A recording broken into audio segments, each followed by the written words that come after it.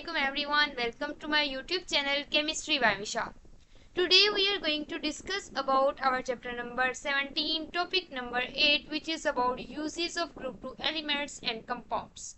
इसके अंदर हम देखेंगे कि किस तरह से हमारे पास ग्रुप 2 एलिमेंट्स और उसके जो कंपाउंड्स हैं वो यूज़ होते हैं फॉर डिफरेंट पर्पसेस। इसके अंदर हम इंडस्ट्री के यूजेस देखेंगे और हम जो है देखेंगे मेडिकल यूजेस, इन्वायरमेंटल यूजेस और इसके अलावा कुछ बैकग्राउंड इन्फॉर्मेशन है जो मैंने ऐड की हुई है। ये अगर आप नोट्स हासिल करना चाहते हैं तो आपने डिस्क्रिप्शन में जाना है, वहाँ पे एक लिंक दिया होगा जहाँ पे लिखा हुआ है free PDF notes are available. ठीक है, तो उसके जो नीचे वो लिंक जो है वो दिया हुआ है, आपने उस लिंक पे क्लिक करना है और आपके पास एक ड्राइव ओपन होगी। वहाँ से आप अपनी जो पीडीएफ है ये नोट्स वाली वो डाउनलोड कर सकते हैं। ये प्रॉपर नोट्स बने हुए हैं जिसके अंदर सारी हेडिंग्स बनी हुई हैं, सब हेडिंग्स बनी हुई हैं, ताकि आप इजीली जो है वो रिवाइज भी कर सको और याद भी कर सको अपनी चीज़ों को। So let's get start. First of all हम देखते हैं कि हमारे पास जो ग्रुप 2 के कंपाउंड्स मतलब एलिमेंट्स हैं, उनके जो हम आगे से फर्दर कंपाउंड्स बनाते हैं उनकी क्या क्या बेनिफिट्स हैं इंडस्ट्री या एवरीडे लाइफ। तो सबसे पहले कंस्ट्रक्शन के अंदर देखते हैं, यानी हमारे पास तामीराती जितने भी काम है उसके अंदर क्या काम है। तो फर्स्ट ऑफ ऑल हमारे पास एक कंपाउंड आता है calcium carbonate. Calcium carbonate as you know that कि हमारे पास ये क्या है, लाइमस्टोन के तौर पे पाया जाता है। मेजरली लाइमस्टोन में क्या चीज़ प्रेजेंट होती है, कैल्शियम कार्बोनेट। ये हमने पिछले लेक्चर में भी डिस्कस किया था। उसके साथ साथ मार्बल में, चाक में मेनली क्या होता है, ये हमारे पास क्या होता है, कैल्शियम कार्बोनेट। तो कैल्शियम कार्बोनेट इन 3 फॉर्म्स में जो है वो प्रेजेंट होते हैं। अगर हम इसके यूज की बात करें तो इसे as a building material use किया जाता है। इसको हम जो सीमेंट बनाने के लिए, कंक्रीट बनाने के लिए यूज करते हैं। उसके अलावा पेपर वगैरह या प्लास्टिक के अंदर एज ए फिलर भी यूज करते हैं due to its good properties. उसके बाद हम डिस्कस करते हैं कि कैल्शियम ऑक्साइड, जिसका दूसरा नाम है क्विक लाइन, उसके कौन कौन से बेनिफिट्स हैं। तो ये भी हमारे पास किसके लिए यूज होता है, सीमेंट की प्रोडक्शन में। ठीक है, उसके साथ साथ हमारे पास इम्प्योरिटीज को रिमूव करने के लिए भी हमारे पास यूज होता है in steel industry. Motor and plaster बनाने के लिए यूज होता है। ये भी हमारे पास क्या है, ये सीमेंट की जो है वो 2 टाइप्स हैं। एक हमारे पास प्लास्टर है जिसके अंदर हम उर्दू में कहते हैं कि प्लस्तर करना, तो वो चीज़ उसके लिए यूज़ होता है। उसके साथ साथ हमारे पास ऐसे मोटर, ईंटें वगैरह जोड़ने के लिए भी ये यूज़ होता है। तो ये दोनों जो है वो डिफरेंट फॉर्म्स हैं जिसके अंदर हम सीमेंट को जो है वो लिक्विड के साथ मिक्स करके उसका मिक्सचर सा बनाते हैं। ठीक है, उसके साथ साथ हमारे पास जो है वो कैल्शियम हाइड्रोक्साइड है। कैल्शियम हाइड्रोक्साइड जिसको हम स्लेट लाइम कहते हैं, इसका भी यूज होता है सीमेंट में, मोटर में, प्लास्टर में, सारे जो हैं हमारे पास कैल्शियम के जो कंपाउंड्स हैं वो इसके अंदर यूज होते हैं। उसके अलावा अगर बात करें कैल्शियम सल्फेट डाइहाइड्रेट की, यानी हमारे पास इससे क्या मुराद है, कैल्शियम सल्फेट डाइहाइड्रेट, यानी हमारे पास कैल्शियम का सल्फेट है, कैल्शियम सल्फेट और डाई मीन 2 एंड हाइड्रेट मतलब 2 वाटर मोलिक्यूल्स। ठीक है, इसका दूसरा नाम है जिप्सम। इसको हम किसके लिए यूज करते हैं, प्लास्टर बोर्ड, यानी हमारे पास ड्राई वॉल होती है जो कि हमारे पास किससे बनाई होती है, ये भी हमारे पास सीमेंट से जो है वो यूज करके एक ड्राई वॉल बनाई जाती है, उसके लिए यूज होता है। उसके अलावा प्लास्टर ऑफ पेरिस में भी यूज होता है। तो ये हमारे पास डिफरेंट यूजेस थे कैल्शियम के कंपाउंड्स के in our cement industry and you can say construction. अब हम देखते हैं कुछ इन्वायरमेंटल एप्लीकेशंस के बारे में। अब इन्वायरमेंटल एप्लीकेशन जो है वो कैल्शियम ऑक्साइड और कैल्शियम कार्बोनेट की अगर बात करें तो दोनों हमारे पास यूज होते हैं फ्लू गैस की डीसल्फराइजेशन के लिए। अब इसका क्या मतलब है, फ्लू गैस हमारे पास क्या होती है, डीसल्फराइजेशन क्या होती है, मैं अभी आपको बताती हूँ। डी का मतलब होता है रिमूव करना, यानी सल्फर को रिमूव करती है फ्रॉम फ्लू गैसेस। अब फ्लू गैसेस क्या होती है, एक्चुअली ये मैंने इसके अंदर लिखा हुआ है कि flue gases is a mixture of gases released from the combustion of fuels like coal, natural gas, oil और बायोमास। अब हम जब भी बॉयलर्स, फर्नेसेस या पावर प्लांट्स के अंदर अपना जो है वो फ्यूल जो है उसको हम क्या करते हैं, कंबस्टन उसकी करते हैं, उसको हम जब बर्न करते हैं, एज रिजल्ट हमारे पास मिक्सचर ऑफ गैसेस रिमूव होती है। और इस जो मिक्सचर ऑफ गैसेस जिसमें नाइट्रोजन जो है वो 70-75% है, कार्बन डाइऑक्साइड होती है, वाटर वेपर्स होते हैं, ऑक्सीजन होती है, ये होते हैं मेजर जो पोर्शन है ना इसके, जो हमारे पास मेजर इसकी कंपोजिशन इसमें कंसिस्ट करती है। उसके अलावा स्मॉल अमाउंट्स में carbon monoxide, sulphur dioxide, nitrogen oxide, particular matter और ट्रेस गैसेस होती है। ये सारे के सारे मिलके बनाते हैं फ्लू गैसेस। अब ये जो गैस है इसमें से अगर हमने सल्फर डाइऑक्साइड को रिमूव करना हो, यानी डीसल्फराइजेशन करनी हो, तो उसके अंदर हमारे पास कैल्शियम ऑक्साइड और कैल्शियम कार्बोनेट एक इम्पोर्टेंट रोल प्ले करते हैं। यानी हम क्या करते हैं कि उस फ्लू गैस में से हम गुजारते हैं कैल्शियम ऑक्साइड या कैल्शियम कार्बोनेट को, एज ए रिजल्ट हमारे पास सल्फर डाइऑक्साइड उसके साथ रिएक्ट करती है और वो हमारे पास उस गैस में से निकल जाती है। उसके अलावा हमारे पास ये क्या करता है, ये वही बात होगी कि पावर प्लांट इमिशन में से जो है वो सल्फर डाइऑक्साइड रिमूव करता है। उसके अलावा हमारे पास एसिड रेन को जब प्रिवेंट करता है, क्यों प्रिवेंट करता है, क्योंकि ये कैल्शियम ऑक्साइड, ये कैल्शियम कार्बोनेट की बात करो तो वो सल्फर डाइऑक्साइड के साथ रिएक्ट करते हैं, ऐसे रिजल्ट एक न्यू प्रोडक्ट बन जाती है जो कि हमारे पास जो है वो एसिडिक इन नेचर नहीं होती। अब कैल्शियम ऑक्साइड क्या है, ये हमारे पास है बेसिक नेचर का। और हमारे पास एसिड रेन के अंदर क्या होता है, हमारे पास इसके अंदर सल्फ्यूरिक एसिड, नाइट्रिक एसिड, ये हमारे पास चीजें होती है, क्योंकि वाटर जो है वो हमारे पास आबोहवा के अंदर मौजूद नाइट्रोजन के ऑक्साइड्स के साथ या सल्फर के ऑक्साइड के साथ हमारे पास मिल के एसिड्स बना देते हैं। अब जब ये एसिड्स जो है वो बेस के साथ रिएक्ट करेंगे तो ऑब्वियसली जैसे कैल्शियम ऑक्साइड के साथ रिएक्ट किया तो हमारे पास कैल्शियम सल्फेट और वाटर बन जाएगा। तो एज ए रिजल्ट हमारे पास क्या बन रहा है, एक साल्ट बन रहा है जो कि हमारे पास जो है वो हमारे लिए नुकसानदेह नहीं है। इस वजह से हमारे पास ये यूज होते हैं, ठीक है।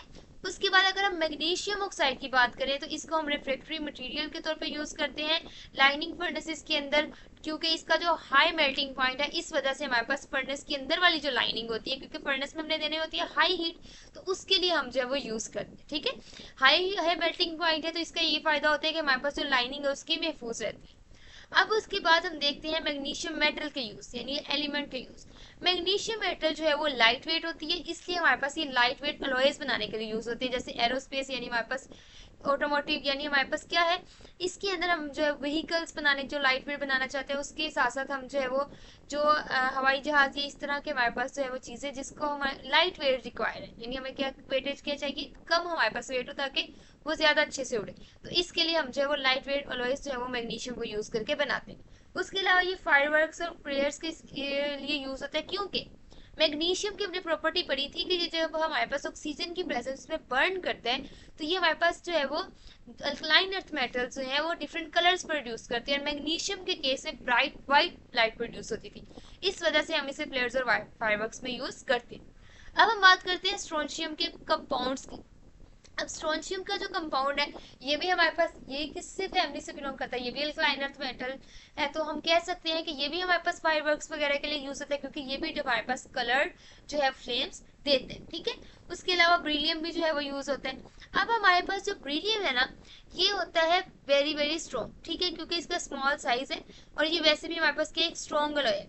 अब स्ट्रॉन्ग अलॉय बनाने के लिए ये यूज होता है, मतलब ये खुद मेटल है और एज ए रिजल्ट ये स्ट्रॉन्ग अलॉय बनाने के लिए यूज होती है, जिसका आगे यूज किया जाता है स्प्रिंग बनाने के लिए। उसके अलावा ये लाइट वेट भी होती है और स्ट्रॉन्ग भी होती है, और ये हमारे पास एरोस्पेस कंपोनेंट बनाने के लिए भी इस्तेमाल होती है।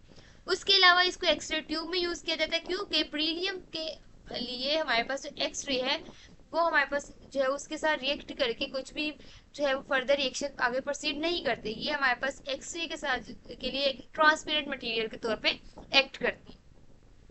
अब हम बात करते हैं कि हमारे पास मेडिसिन के अंदर क्या क्या जो है वो इस्तेमालात हैं हमारे पास डिफरेंट मैग्नीशियम के कंपाउंड्स के। सबसे पहले हमारे पास मैग्नीशियम हाइड्रोक्साइड आता है, मैग्नीशियम के ऊपर क्या चार्ज होता है, 2+, क्या होता है 2+, तो दो हाइड्रोक्साइड आएंगे, 2OH नेगेटिव OH नेगेटिव आएंगे, तो एज ए रिजल्ट हमारे पास क्या बनेगा, मैग्नीशियम हाइड्रोक्साइड बनेगा, जिसे मिल्क ऑफ मैग्नीशिया कहते हैं। अब ये भी हमारे पास किस नेचर का होता है, basic in nature. As a result ये क्या करते हैं, स्टमक एसिड को न्यूट्रलाइज करने के लिए यूज होता है, ठीक है, और ये एंटासिड के तौर पे यूज होता है, यानी हमारे पास ये एसिड से उल्ट काम करता है, तो इस वजह से इसे न्यूट्रलाइज करने के लिए यूज किया जाता है। उसके अलावा ये माइल्ड लेक्सेटिव के तौर पे यूज होता है। अब इससे क्या मुराद है, ये हमारे पास कॉन्स्टिपेशन के जो प्रॉब्लम होते हैं ह्यूमंस के अंदर, तो इसलिए इसको यूज किया जाता है ताकि हमारे पास कॉन्स्टिपेशन का जो प्रॉब्लम है ह्यूमन के अंदर ना हो, तो इस वजह से इसे माइल्ड लेक्सेटिव के तौर पे यूज किया जाता है। अब ये क्यों है सेफ, क्योंकि हमारे पास ये स्लाइटली सोलेबल है, थोड़ा सा बिल्कुल सोलेबल है, ज्यादा अमाउंट में ये क्या होता है हमारे डाइजेस्टिव सिस्टम से ये रिमूव हो जाता है। उसके अलावा हम बात करें कैल्शियम कार्बोनेट की, तो कैल्शियम कार्बोनेट भी हमारे पास एंटासिड टैबलेट्स के अंदर यूज होता है, कैल्शियम सप्लीमेंट के तौर पे भी यूज होता है, और ये भी हमारे पास जो है वो हमारे लिए हार्मफुल नहीं होता।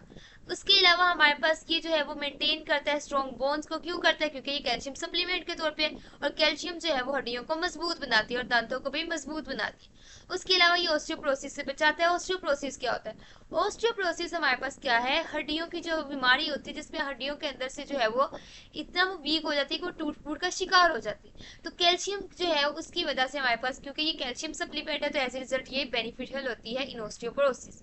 इसको जो है वो डायरेक्ट लेने की बजाय इसको डिफरेंट फॉर्म्स में यूज किया जाता है और उसके बाद इसको जो है वो इंजेस्ट करते हैं और एज ए रिजल्ट हम जो है वो डिफरेंट बीमारियों से बच जाते हैं। उसके बाद मैग्नीशियम के अगर कंपाउंड्स की बात की जाए तो जिसमें मैग्नीशियम सल्फेट, मैग्नीशियम सिट्रेट, इसके अंदर हमारे पास क्या होता है। अब मैग्नीशियम सल्फेट यानी मैग्नीशियम SO4 और ये हमारे पास मैग्नीशियम सिट्रेट जो है सिट्रिक एसिड का हमारे पास जो सिट्रेट आइन है यानी हमारे पास जो सिट्रिक एसिड है वो हमारे पास उसमें से अगर H जो है वो रिमूव कर दिया जाए तो वो सिट्रेट आइन में कन्वर्ट हो जाता है। तो उसके साथ जब मैग्नीशियम बॉन्ड बनाता है तो मैग्नीशियम सिट्रेट कहलाता है। उसके ये दोनों जो चीज़ें हैं हमारे पास मैग्नीशियम सिट्रेट और मैग्नीशियम सल्फेट, ये दोनों यूज होते हैं मसल्स और नर्व फंक्शन के जो है उसको बेहतर करने के लिए। उसके अलावा मैग्नीशियम की अगर बॉडी के अंदर डेफिशिएंसी हो जाए तो उसको ट्रीट करने के लिए भी यूज होते हैं। इसके बाद हमारे पास एप्सम साल्ट है जो कि हमारे पास मैग्नीशियम सल्फेट है। It is use as a laxative. Same वही काम जो हमारे पास ऊपर किसने किया था, लेक्सेटिव के तौर पे कौन हेल्प हमें कर रहा था, ये वाला कंपाउंड मैग्नीशियम हाइड्रोक्साइड। इसी तरह हमारे पास जो मैग्नीशियम सल्फेट जो है हमारे पास जिसके अंदर क्या है 7 वाटर मॉलिक्यूल यानी हाइड्रेटेड फॉर्म है उसकी, वो हमारे पास यूज होती है हेप्टाहाइड्रेटेड है ये यूज होता है एज ए लेक्सेटिव। और उसके साथ साथ हमारे पास bath salt for muscle relaxation. इससे क्या मुराद है, हमारे पास जो है जब मसल जो है वो उसके अंदर कोई प्रॉब्लम आता है यानी वो रिलैक्स नहीं कर रहे होते यानी हमारे पास कोई ऐसी पेन वगैरह या हमारे पास स्टिफ हो जाते हैं तो हम जो है वो वाटर के अंदर इस साल्ट को मिक्स करते हैं वार्म वाटर के अंदर और उसके बाद इसको बॉडी के ऊपर अप्लाई किया जाता है यानी उससे नहाया जाता है और एज ए मसल रिलैक्सेशन हो जाती है। इसके बाद हम बात करते हैं बेरियम सल्फेट। बेरियम सल्फेट का सबसे अच्छा जो बेनिफिट है मतलब मेडिकल के अंदर वो ये है कि इसको यूज किया जाता है बेरियम मील्स के अंदर। इससे क्या मुराद है, यानी हम जो है वो खुराक लेते हैं जिसमें बेरियम होता है तो इसके लिए जो बेरियम का जो सोर्स है उसके लिए बेरियम सल्फेट का कंपाउंड यूज किया जाता है। और एज ए रिजल्ट हमने अपने डाइजेस्टिव सिस्टम की जो है वो सारी ट्रैकिंग चेक करनी हो, इमेजिंग करनी हो तो हम एक्सरे उसके ऊपर गिराते हैं और एक्सरे इमेजिंग करवाते हैं। तो एक्सरे इमेजिंग के लिए हम बेरियम मील्स को यूज करते हैं। ठीक है, उसके बाद हम बात करते हैं कि हमारे पास जो है वो ये जो है वो काफ़ी सेफ है क्योंकि ये हाईली इंसोलेबल होता है और ये हमारी बॉडी में से विदाउट अब्जॉर्प्शन जो है वो रिमूव हो जाता है। ठीक है, जैसे हम उसको खाते हैं वैसे ये रिमूव हो जाता है डाइजेशन के रिजल्ट यानी हमारे पास डाइजेस्टिव सिस्टम के अंदर इसका कोई भी वो नहीं होता, ये सिंपल हमारे ट्रैक से गुजरता हुआ रिमूव हो जाता है। उसके बाद हम बात करते हैं एग्रीकल्चर के अंदर इसके यूजेस की। पहला हमारे पास है कैल्शियम कार्बोनेट। कैल्शियम कार्बोनेट और कैल्शियम हाइड्रोक्साइड जो है वो दोनों हमारे पास जो है वो यूज होते हैं for soil treatment because they are basic in nature. Basic nature के हैं तो ये क्या करेंगे, एसिडिक सॉइल के अंदर जब इनको डाला जाएगा तो ये पीएच को क्या करते हैं कि न्यूट्रलाइज कर देंगे। कैसे, न्यूट्रल पीएच हमारे पास क्या होती है, जीरो के करीब। ठीक है, जीरो हमारे पास बिल्कुल न्यूट्रल फॉर्म। तो हमारे पास ये बेसिक इन नेचर होते हैं। क्या होते हैं, बेसिक इन नेचर होते हैं। अब इनकी जो पीएच है वो 8, 9, 10 इस रेंज में होती है यानी हमारे पास जितने भी ये कैल्शियम के जो है वो हाइड्रोक्साइड इनके साल्ट्स वगैरह इसके अंदर ये इसके जो है वो हमारे पास जो है वो अल्कली है या बेसिस है, उनके अंदर हमारे पास क्या होता है, अगर हम बात करें तो इनके अंदर हमारे पास सीधे से हाइड्रोक्साइड है या हमारे पास कार्बोनेट है। एज ए रिजल्ट इनकी जो पीएच है वो 7 से क्या होती है, ज्यादा होती है। 7 से क्या होती है, ज्यादा होती है। और एसिडिक सॉइल्स की क्या होती है, पीएच 7 से कम होती है यानी वो क्या होते हैं, एसिडिक होते हैं।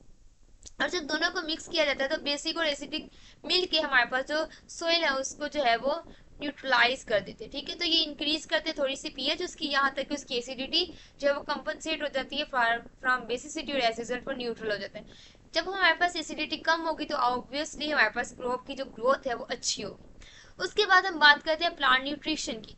तो आपको पता है कि प्लांट की न्यूट्रिशन के अंदर कैल्शियम, मैग्नीशियम, जैसे हमारे लिए मैग्नीशियम बहुत ज़्यादा इंपॉर्टेंट है, कैल्शियम इंपॉर्टेंट है, प्लांट्स के लिए उनसे भी ज़्यादा मैग्नीशियम इंपॉर्टेंट है। क्यों, क्योंकि मैग्नीशियम जो है वो क्लोरोफिल का जो कंपाउंड है, क्लोरोफिल का जो मॉलिक्यूल है, जिस तरह हमारे पास वो 4 रिंग्स होती हैं हमारे पास, मैं अगर इसको जो है वो रफ सा फॉर्म में बनाऊं तो हमारे पास क्या जो है वो क्लोरोफिल की जो है हमारे पास वो दरमियान में जो है वो मैग्नीशियम जुड़ा होता है और नाइट्रोजन कंटेनिंग हमारे पास ये जो हाइड्रोसाइक्लिक रिंग्स होती हैं।